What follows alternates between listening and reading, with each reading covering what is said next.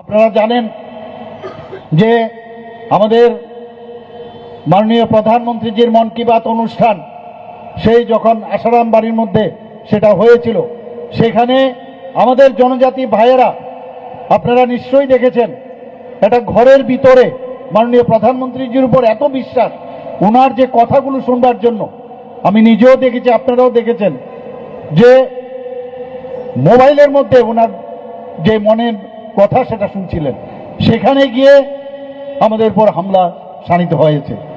আমি আর পরের মাসে কিন্তু আমি সেখানে গিয়েছিলাম।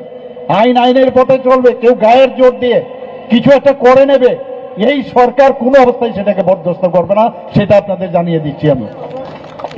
বন্ধুগণ, আমাদের সুরক্ষার প্রশ্নে যা যা দরকার আমরা করব, আমরা কারোর উপর আঘাত আনবো না, কিন্তু কেউ আমাদের উপর আঘাত আনবে অন্যায়ভাবে, তো সেটা আইনের মাধ্যমে তার প্রতিকার আমরা করব। বন্ধুগণ, আপনারা জানেন আমরা চাই যে জনজাতি জনগোষ্ঠীর তাদের যে মেইন আমাদের উদ্দেশ্য সেটা হচ্ছে তাদের আর্থসামাজিক উন্নয়ন।